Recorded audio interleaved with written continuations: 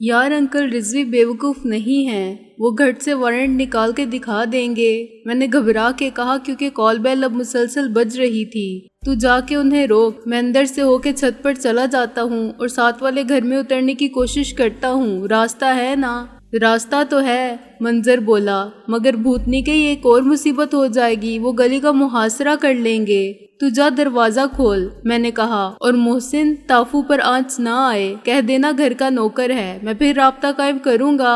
میں نے ایک نظر رابعہ کو دیکھا اور غائب ہو گیا۔ مجھے معلوم تھا منظر کی بیوی پردہ کرتی ہے اور میں نے کبھی منظر کے گھر کے اندر کا نقشہ بھی نہیں دیکھا تھا۔ ایک کمرے سے گزرتے ہی میری نظر نے منظر کی بیوی کو دیکھا جو ہاتھ میں لوٹا لیے کھڑی تھی۔ مجھے یوں شترے بے مہار کی طرح اندر آتے دیکھ کر وہ اتنی حیران ہوئی کہ لوٹا اس کے ہاتھ سے چھوٹ گیا اور دوپٹے سے منہ چھپا کے اندر بھاگی۔ زینا اچانک صحن کے دوسرے کنارے پر میرے سامنے آ گیا تو میں نے خدا کا شکر ادا کیا کہ منظر کی اولاد کا ہجوم میری راہ میں حائل نہیں ہوا۔ ان کو خبر ہونے تک میں زینے کے راستے چھت پر پہنچ چکا تھا۔ چھت پر وہ سب رنگ برنگے زنانہ اور مردانہ کپڑے لہرا رہے تھے جو منظر کی زوجہ نے دھو کے سوکھنے کے لیے پھیلائے تھے۔ میں ان کے نیچے سے گزرا اور چھت کی منڈیٹ تک پہنچا۔ ایک طرف 3 منزلہ مکان کی سیدھی دیوار کھڑی تھی، پچھلے حصے میں دوسری قلعہ نما عمارت کھڑی تھی، چنانچہ میرے لیے فرار کا راستہ صرف ایک طرف سے کھلا ہوا تھا۔ میں نے 6 فٹ کی دیوار کو دونوں ہاتھوں کے بل پر عبور کیا اور دوسری طرف کی چھت پر گرا۔ منظر کے گھر کی چھت 12 فٹ بلند تھی مگر ساتھ والے گھر کی اونچائی 10 فٹ تھی، چنانچہ میں 8 فٹ نیچے گرا تو دھماکے سے چھت میں گونج اور لرزش پیدا ہوئی۔ اپنی ناجائز تشریف آوری کا اعلان میں نے پہلے ہی کر دیا تھا۔ ارے کون کم وقت ہے چھت پر؟ نیچے سے کسی عورت نے چلا کر کہا۔ اجی ذرا دیکھنا۔ میں گھٹ گھٹ کرتا نیچے اتر گیا جیسے میں نے کوئی غیر قانونی حرکت نہیں کی اور یہ کسی اجنبی کا نہیں، میرے ماموں کا گھر ہے۔ آخری زینے سے نیچے قدم رکھتے ہی میں نے خود کو ایک مختصر سے صحن میں پایا۔ اتنی دیر میں اہل خانہ کے لیے شبے کی کوئی گنجائش نہ رہی کہ خلائی محلوق کی اڑن تشتری چھت پر نہیں اتری ہے تو کسی چور ڈاکو نے یقیناً دھاوا بولا ہے۔ خاتون خانہ اپنے خداوند مجازی کو پہلے ہی متوجہ کر چکی تھی اور اب صحن میں میرے مقابل 3 افراد تھے۔ ایک 60-70 سال کی بڑھیا جو خشک ہو کے چمڑا بن گئی تھی، ایک نسبتاً جوان اور فربہ بدن عورت جو بڑھیا کی بہو اور بیٹی ہو سکتی تھی، اور ایک بانس کی طرح لمبا پتلا مرد جو مذکورہ بڑھیا کا بیٹا یا داماد تھا۔ کون ہے تو؟ مرد نے کہا جسے زوجہ محترمہ نے کپڑے دھونے کا ڈنڈا پکڑا کے مسلح کر دیا تھا۔ بڑھیا نے چیخ مارنے کے لیے منہ کھولا ہی تھا کہ میں نے ریوالور نکال لیا۔ خبردار، کسی کے حلق سے آواز نکلی تو حلق میں سوراخ کر دوں گا، میں نے پنجابی فلموں کے ولن کی طرح آواز کو خطرناک بنا کے کہا۔ بڑھیا کا منہ بند ہو گیا اور وہ پٹ سے نیچے گری مگر جوان عورت نے کسی رد عمل کا اظہار نہیں کیا جسے ثابت ہوا کہ وہ بہو ہے۔ اماں، مرد چلایا، پھر اس نے گھور کر بیوی کو دیکھا۔ ارے دیکھ اماں کو، مرد تو نہیں گئی۔ روز مرنے کی دھمکی دیتی ہیں، مرتی کہاں ہیں؟ عورت نے منہ بنا کر کہا اور بڑھیا کو اٹھانے کے لیے بڑھی۔ تم کیا چاہتے ہو ڈاکو صاحب؟ مرد مجھ سے مخاطب ہوا۔ اس نے ریوالور سے نظریں چراتے ہوئے اپنے جسم کی کپکپی اور آواز کی لرزش پر قابو پانے کی ناکام کوشش کی۔ قسم اللہ کی ہمارے پاس کچھ نہیں ہے، میں ڈاکو نہیں ہوں، میں نے کہا، شریف آدمی ہوں۔ اچھا، مرد بھونچ کا رہ گیا۔ یہ بات اگر تم زبردستی منوانا چاہتے ہو تو الگ بات ہے، میں کسی کے ساتھ کوئی زبردستی نہیں کروں گا، میں نے کہا۔ مجھے تھوڑی دیر کے لیے پناہ چاہیے کیونکہ میرے پیچھے دشمن لگے ہوئے ہیں، ان کے جاتے ہی میں بھی چلا جاؤں گا۔ تم وکیل صاحب کے گھر سے ادھر آئے ہو ہائی جمپ لگا کے؟ وہ بولا۔ میں ان کو نہیں جانتا، وہاں بھی ایسے ہی گھسا تھا، میں نے کہا۔ میں نہیں چاہتا تھا کہ بعد میں منظر پر کوئی الزام آئے تو ہمسایہ اس کے خلاف ایک گواہ بن جائے۔ پھر تو تم واقعی شریف آدمی ہو، وہ بولا۔ ابھی میں دروازے سے جھانک رہا تھا اور میں نے پولیس کو آتے دیکھا تھا۔ اگر وہی تمہارے دشمن ہے تو تمہیں کچھ کہنے کی ضرورت نہیں، تمہاری شرافت ثابت ہے۔ اچھا، میں بدماش ہوں، میں نے بھنا کر کہا۔ اب تمہاری خیریت اسی میں ہے کہ جو میں کہوں وہی کرو۔ اپنی بیوی سے کہو کہ ساس کو اندر لے جائے اور اسے فی الحال بے ہوش رہنے دو۔ تم آگے چلو، مجھے بتاؤ کہ ضرورت پڑنے پر میں کس طرف سے باہر جا سکتا ہوں۔ باہر جانے کا ایک ہی راستہ ہے، وہ بولا، لیکن وہ گلی میں کھلتا ہے اور گلی میں پولیس کھڑی ہے۔ پھر میں پولیس کے واپس جانے کا انتظار کروں گا، میں نے کہا۔ مجھے کوئی جلدی نہیں ہے، لیکن پولیس یہاں بھی آ سکتی ہے، تمہارے ساتھ وہ مجھے بھی پکڑ کر لے جائیں گے، اس نے مردہ آواز میں کہا۔ نہیں، وہ تمہارے گھر کا محاصرہ کر سکتے ہیں، اندر نہیں آ سکتے، میں نے کہا۔ ان کے پاس وارنٹ نہیں ہوگا۔ اجی کیا بات کرتے ہیں آپ؟ پولیس کہاں پرواہ کرتی ہے وارنٹ کی؟ وہ بولا، مگر جو پولیس افسر چھاپا مارنے، میرا مطلب ہے پولیس کی نفری کے ساتھ آیا ہے، وہ بہت اصول پرست اور شریف آدمی ہے۔ میں نے کہا۔ تنومند بہو اپنی ازلی دشمن ساس کو اٹھا کے اندر لے گئی، زیر لب مجھے یا ساس کو کوستی ہوئی۔ ہاں، ایک تم شریف آدمی ہو، ایک وہ شریف ہیں، جیسی روح ویسے فرشتے۔ وہ بولا، مارا جاؤں گا میں، غریب آدمی، ادھر سے تم گولی مارو گے، ادھر سے پولیس، آگے کنواں پیچھے خندق۔ اندر چلو، میں نے غرا کر کہا اور ریوالور لہرایا۔ وہ خاموش ہو کے اندر چل پڑا۔ بات سنو جی، دروازے کی اوٹ سے خاتون خانہ نے پکار کے کہا۔ میں ان کے شوہر کے ساتھ اندر داخل ہوا اور خاتون نے مجھے گھورا۔ اجی 1 منٹ بات تو کرنے دیں، میاں بیوی کی بات ہے۔ اس نے کوئی چیز پیچھے چھپائی۔ اچھا، میں نے کہا، میں دور کھڑا ہو جاتا ہوں، جو کہنا ہے آہستہ سے کان میں کہہ دینا، ویسے میں بھی بہرا ہوں۔ میں نے کمرے کے دوسرے گوشے سے میاں بیوی کو زد میں رکھا اور بڑی بی کو دیکھا جو مسحری نما پلنگ پر سیدھی لیٹی تھی۔ ان کی آنکھیں بند تھیں لیکن سانس ٹھیک چل رہی تھی۔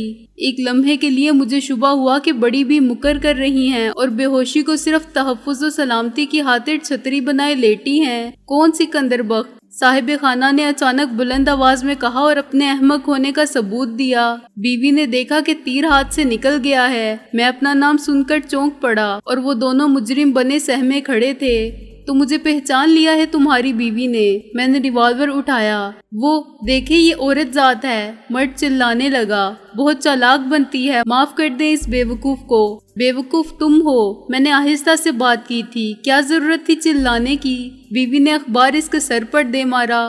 اب تمہارے بچنے کی صورت نہیں رہی۔ میں نے ریوالور کو تھوڑا سا اچھال کے گھمایا اور بڑی مہارت کے ساتھ پھر سیدھا کیا، ویلن فلموں کے کاؤ بوائز کی طرح۔ تم سب جانتے ہو، اخبار میں میری تصویر دیکھ چکے ہو۔ اچھا ہوا مجھے بروقت معلوم ہو گیا، ورنہ بعد میں تم میرے خلاف پولیس کو بیان دیتے۔ نہیں، قسم اللہ کی، ہم کچھ نہیں کہیں گے کسی سے۔ عورت نے رونا شروع کر دیا۔ اسی وقت انکل رضوی نے میگا فون پر پکارنا شروع کیا۔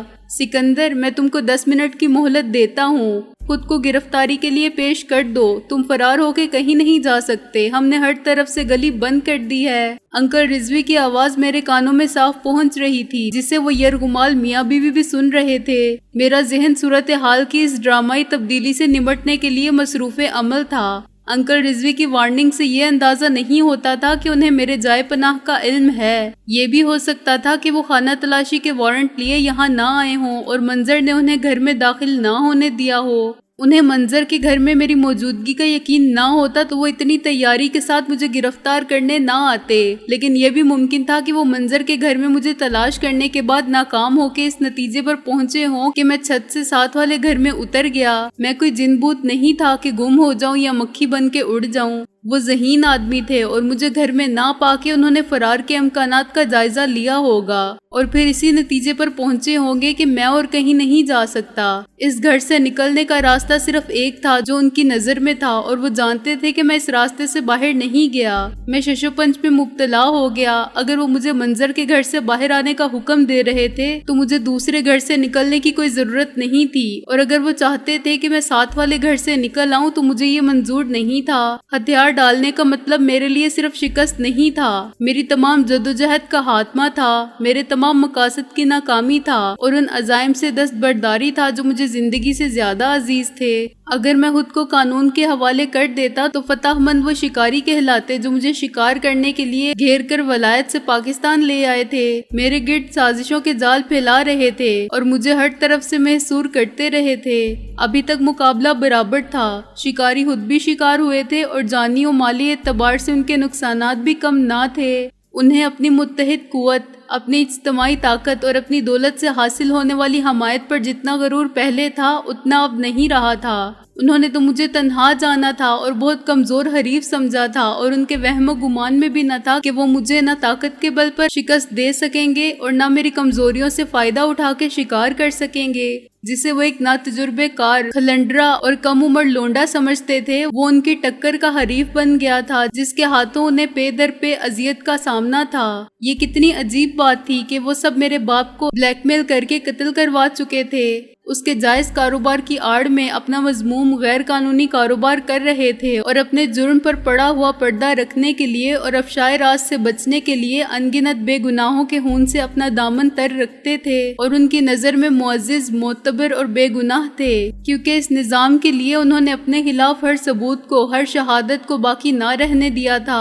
اور میں جو مظلوم تھا، انصاف چاہتا تھا، اپنا حق مانگتا تھا، آج اس مقام پر تھا جہاں انصاف کی نظر میں میری حیثیت ایک مفرور اور اشتہاری مجرم کی تھی، جس کی جرم میں اتنے الزامات تھے کہ اگر میں اپنا معاملہ انصاف کے سپرد کرتا تو اپنے خلاف موجود شہادتوں اور گواہیوں کے طفیل حق اور انصاف ملنے سے پہلے سزائے موت پاتا۔ حالات آج اس حد تک میرے خلاف ہو چکے تھے کہ اپنے بھی اپنے نہ رہے تھے، شکاری بن گئے تھے۔ شکاری اب چودھری دلاور جیسے دشمن ہی نہیں تھے، پولیس بھی تھی، وہ قانون بھی تھا جو آنکھ سے نظر آنے والے ثبوت اور واقعات کی بنا پر مجھے مجرم گردانتا تھا۔ شکاری سارا جہاں تھا جس کی آنکھ نے میری صورت کو دیوار پر چسپاں اشتہاروں میں دیکھ لیا تھا اور اخباروں میں دیکھا تھا۔ شکاری وہ سب لوگ تھے جو قانون کے ساتھ تھے اور مجھے گرفتار کروا دینے پر مستعد تھے۔ وہ یہ نہیں جانتے تھے کہ حقیقت کیا ہے اور صرف سکندر بخت کا چہرہ جانتے تھے اور یہ سمجھتے تھے کہ وہ پولیس کو قتل و خون ریزی، ڈکیٹی، راہزنی اور دھوکہ دہی کے متعدد مقدمات میں مطلوب ہے۔ وہ اب گنے چنے افراد نہیں رہے تھے جنہوں نے وزیر خان کمپنی کو میر وزیر اینڈ کمپنی بنایا اور پھر MWD کمپلیکس کر دیا۔ یہ صرف نام کی تبدیلی نہیں تھی، اس تبدیلی نے حقدار سے حق چھین لیا تھا، مالک کو مجبور بنا دیا تھا اور جائز کو ناجائز کر دیا تھا۔ وہ غاصب تھے، وہ ظلم سے سیاہ کو سفید ثابت کر چکے تھے، اب سیاہ و سفید کے مالک تھے اور حقداروں سے جینے کا حق تک چھین لینا چاہتے تھے۔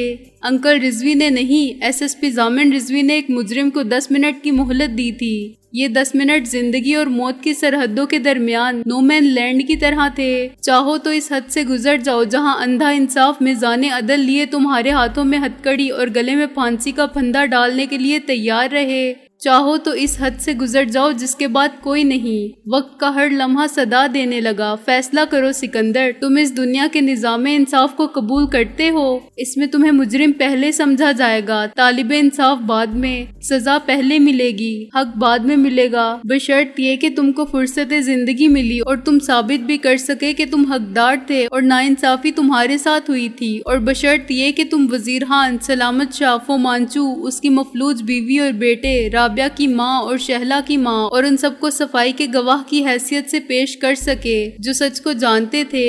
چنانچہ آج اپنی قبروں میں ڈھانچے سنبھالے منتظر یوم مکافات ہیں، مگر ہے کہاں یوم مکافات اے خدائے دارو گیر؟ فیصلہ تو آج کرنا ہے۔ چنانچہ سکندر بخت، تم یہ بھی کر سکتے ہو کہ اس نظام انصاف کو مسترد کر دو اور اپنی آگہی، اپنے شعور اور اپنی سچائی کو بنیاد بنا کے خود اپنا انصاف حاصل کرنے کے لیے اپنا نظام انصاف بنا لو، اپنے ضمیر کو اپنی عدالت جانو اور اس عدالت میں اپنے ضمیر ہی کو منصف کرو۔ تم جانتے ہو مجرم کون ہے اور ان کے فرد جرم میں کیا کچھ ہے۔ کیا تم ان کو جو سزا دوگے غلط ہوگی؟ وہ اس کے مستحق ہیں، مگر وہ جھوٹ اور مکر و فریب اور بے ضمیری کے غیر انسانی اور شیطانی لبادے پہنے آج کے دن کی سزا سے محفوظ ہیں اور یوم حساب کی سزا کے خوف سے بیگانہ ہیں۔ قصور انصاف کرنے والوں کا نہیں اور انصاف کا نہیں، اس پورے نظام کا ہے جس میں سارے فیصلے ظاہر کی آنکھ کرتی ہے۔ انکل رضوی قانون کی آواز بن گئے تھے اور وقت گزرتا جا رہا تھا۔ چیخنا، چلانا، فریاد کرنا، بے رحم، شفاق اور خونی وقت، وہی وقت جو دستے اجل کے نذرانے سے لے کر گزر گیا تھا، جو ستم کشوں کا وقت نہ تھا، بے دادگروں کا وقت تھا، اندھا وقت جس نے بے گناہوں کو نہ پہچانا، حق سے محروم ہو جانے والوں کا ساتھ نہ دیا۔ اب وہ دل سے انصاف کا اور انتقام کا طلبگار تھا تو عقل سے تقاضا کرتا تھا کہ میں 10 منٹ کے 600 سیکنڈ لمبے پل صراط پر گزرنے سے پہلے ہتھیار پھینک دوں اور کوئی حق رسی کا خون بہا اور کوئی انصاف نہ مانگوں اور سزا و جزا کو اس کل پر اٹھا رکھوں جس کے بعد کوئی کل نہیں، یا میں بھی سارے اصول، اخلاق کے معیار اور قانون کے تمام ضوابط کو بالائے طاق رکھ کے وہی شکاری بن جاؤں جو آج کے حالات سے نبرد آزما ہونے کی صلاحیت رکھتا ہو۔ اس کا نام چودھری دلاور ہو یا سکندر بخت، فنا و بقا کی جنگ میں نام سے کیا فرق پڑتا ہے؟ میدان جنگ میں اپنے مقابل آنے والے کا صرف ایک نام ہوتا ہے، دشمن۔ یہ کون پوچھتا ہے کہ تم کون ہو، کس کے بیٹے ہو اور کہاں سے آئے ہو، اس جنگ میں کیوں شریک ہو، میرے ہاتھوں کیوں مرنا چاہتے ہو اور مجھے قتل کرنے آئے ہو تو کیوں؟ تمہارے اور میرے درمیان تو اختلاف نہ تھا اور نہ ہے، مگر ان سب سوالات کا جواب مانگے بغیر پہلے گولی چلانے والا زندہ رہتا ہے۔ مانگنے والوں کو جینے کا حق کون دیتا ہے؟ یہ حق تو حاصل کرنا پڑتا ہے۔ وہ جو شکار ہوئے یہ بات سمجھتے تو اس بے کسی کے ساتھ نہ رہتے۔ سکندر 10 منٹ پورے ہونے والے ہیں۔ SSP ضامن رضوی کی آواز آئی، تمہارے لیے 1 منٹ، صرف 1 منٹ اور ہے۔ ریوالور میرے ہاتھ میں تھا اور میرے سامنے وہ میاں بیوی بت بنے کھڑے تھے۔ یہ بے یقینی ان کے اعصاب کو شکست دینے لگی تھی کہ اس ڈرامے کا انجام کیا ہوگا، جس کی کاسٹ میں انہیں یوں زبردستی شامل ہونا پڑا تھا کہ وہ خود ہی تماشا تھے اور خود ہی تماشائی۔ بڑھیا ویسے ہی لیٹی تھی اور بہو مسلسل رو رہی تھی۔ ارے بھائی خدا کے واسطے کچھ تو جواب دو انہیں، مرد نے ہمت کر کے کہا۔ یہ لوگ مہلت ختم ہونے کے بعد دھوئیں سے اندر گولا پھینک دیتے ہیں، گولی مار دیتے ہیں۔ اچھا، میں نے بے خیالی میں کہا۔ یہ بتاؤ تم میری کیا مدد کر سکتے ہو؟ فرض کرو مجھے نکالنا ہو، ہم کیا کر سکتے ہیں؟ باہر وہ بندوق تانے کھڑے ہیں۔ مرد نے بیوی کی طرف دیکھا جو اب بے ہوش ہونے کی تیاری کر رہی تھی۔ اندر تم نے ریوالور نکال رکھا ہے، میری ماں مر جائے گی، بچے اسکول سے آنے والے ہیں۔ یہ میرے سوال کا جواب نہیں ہے، میں نے ڈانٹ کر کہا۔ یہ بات اچھی طرح سمجھ لو کہ میں خود کو آسانی سے پولیس کے حوالے نہیں کروں گا۔ اس کشت و خون میں کچھ بھی ہو جائے میں ذمہ دار نہیں، مجھے اپنی جان بچانی ہے۔ سنو جی، اسے ادھر سے نکال دو۔ بیوی نے روتے روتے اچانک میاں کے کان میں کچھ کہا۔ میاں نے سر ہلایا۔ ایک راستہ اگر بنا سکتے ہو، ویسے گزرنا مشکل ہے تمہارا۔ پیچھے والا گھر اس کے بھائی کا ہے، درمیان میں ایک چھوٹی سی کھڑکی ہے جو پہلے کھلی رہتی تھی، مگر میرے گھر کا مال ادھر سے ادھر سمگل ہوتا رہتا تھا، اس لیے میں نے بند کروا دی۔ کھڑکی کے تختے کیلوں سے ٹھوک دیے۔ دروازے پر دستک ہوئی۔ انکل رضوی نے حکم دیا کہ قانون کے نام پر دروازہ کھول دیا جائے۔ میں نے مرد کو بازو پکڑ کے گھسیٹا۔ اتنی دیر میں عقل آ گئی تمہیں؟ کدھر ہے وہ کھڑکی؟ تمہارا سالہ شور ہنگامہ تو نہیں کرے گا؟ گھر کا دروازہ اب بج رہا تھا۔ وہ میرے ساتھ بھاگا اور مجھے پچھلے حصے میں لے گیا۔ اپنی بیوی سے کہو دروازے پر جا کے بات کرے، میں نے کہا۔ کچھ دیر انہیں روکے۔ عورت نے میری بات سمجھ لی اور دوپٹے کے آنچل سے آنسو پونچھ کر دروازے کی طرف گئی۔ میرا سالہ اس وقت گھر پر نہیں ہوتا، مرد نے کہا۔ بیوی بچے بھی میکے میں ہیں، گھر بند ہوگا۔ ادھر باہر جانے کا راستہ ہوگا، میں نے کہا، اور اس کھڑکی کو دیکھا جو مشکل سے 1.5 فٹ چوڑی اور 2 فٹ اونچی تھی۔ اس میں چوڑائی کے رخ 4 انچ چوڑی اور ½ انچ موٹی لکڑی کے تختے جڑ دیے گئے تھے۔ دونوں جانب کی دہلیز میں لگی ہوئی کیلوں کو نکالنے کے لیے لوہے کی سولاخ درکار تھی، لیکن درمیان سے تختے توڑے جا سکتے تھے۔ جب میں جوڈو کی تربیت حاصل کر رہا تھا تو اپنے ساتھیوں کے سامنے مہارت کا مظاہرہ یوں کرتا تھا کہ ہتھیلی کی ایک ضرب سے برف کی سل کے 2 ٹکڑے کر دیتا تھا۔ ایسے ہی تختوں کو اوپر رکھ کے توڑتا تھا اور ان کی تعداد میں اضافہ کرتا جاتا تھا۔ ایک تو میں نے ہاتھ مار کے ہاسٹل میں ایک انگریز طالب علم کی لکھنے کی میز توڑ ڈالی تھی اور اس نے شور مچانے پر واضح کیا تھا کہ یہ کام میں نے کیا ہے۔ وہ مذاق اور تماشے کی بات تھی، اس وقت وہی صلاحیت معاون ثابت ہوئی۔ میں نے ایک وار کیا، کھٹاکھٹ سارے تختے ٹوٹ گئے اور صاحب خانہ کا گلا خشک ہو گیا۔ اس کے نقطۂ نظر سے یہ تختے نہ توڑے جا سکتے تھے نہ اکھاڑے جا سکتے تھے۔ اس نے اندازہ کر لیا کہ میرے جیسے کے لیے ان کی گردن یا 11 پسلیاں توڑنا بائیں ہاتھ کا کھیل ہے۔ لات مارتے ہی کھڑکی کے دونوں پٹ کھل گئے اور میں نے نیم تاریک بند کمرے میں جھانکا۔ میں جا رہا ہوں، لیکن میری ایک بات یاد رکھنا، میں نے کہا۔ میں چھت پھاڑ کے پھر آ سکتا ہوں اور میرے جانے کا کوئی وقت مقرر نہیں۔ تم کو بعد میں پولیس کے سامنے صرف یہ بیان دینا ہے کہ میں تمہاری عدم موجودگی میں اندر آیا تھا، چنانچہ تمہیں کچھ معلوم نہیں کہ میں کس طرف سے داخل ہوا تھا۔ باقی سب سچ بتا دینا، یعنی یہ کہ تم نے ریوالور نکال کے ہمیں مجبور کیا کہ ہم فرار میں مدد دیں۔ اس نے کہا۔ ہاں بالکل یہی کہنا ہے، میں نے کھڑکی میں داخل ہو کے کہا۔ یہ مت کہنا کہ میں اوپر چھت پر کودا تھا اور زینے کے راستے اترا تھا۔ تم نے کچھ نہیں دیکھا، چنانچہ تمہیں کچھ معلوم نہیں۔ بیان ذرا بھی مختلف ہوا تو میں نمٹ لوں گا تم سے۔ پولیس اس کے گھر میں داخل ہو چکی تھی۔ میں نے ان کے دوڑتے ہوئے قدموں کی آواز سنی اور انکل رضوی کو چلاتے ہوئے سنا۔ میں نے لپک کر سامنے والا بند دروازہ کھولا اور باہر نکلتے ہی بند کر دیا۔ 2 کمروں سے گزر کر میں نے ہر دروازے کو باہر کی کنڈی لگائی تاکہ میرے تعاقب میں آنے والوں کو کچھ وقت لگے اور میں اس مہلت سے فائدہ اٹھا کے نکل جاؤں۔ یہ میری خوش قسمتی تھی کہ گھر حال ہی ملا، ورنہ یہاں بھی مجھے زبردستی تعاون حاصل کرنا پڑتا۔ گھر کا صدر دروازہ باہر سے مقفل تھا۔ ڈرائنگ روم کا دروازہ اندر سے کھول کر میں نے گلی میں قدم رکھا۔ اسی وقت میرے قریب ایک موٹر سائیکل آ کے رکی۔ ओए कौन है तू, अंदर क्या कर रहा था? मोटर साइकिल वाले ने चिल्लाना शुरू कर दिया। चोर चोर! वो एकदम मुझसे लिपट गया। वो 6 फुट कद का सेहतमंद नौजवान आदमी था और यकीनन वही शख्स था जिसके लिए हम शीराए मोहतरमा की स्मगलिंग से हासिल होने वाले फवायद का सरचश्मा यानी दरमियानी दीवार की खिड़की को तख्ते लगाकर बंद कर दिया गया था। उस कमबख्त को भी इसी वक्त आना था। मैंने खुद को छुड़वाने की जद्दोजहद करते हुए सोचा और मजबूरन इसको एक धोबी पटखा दिया।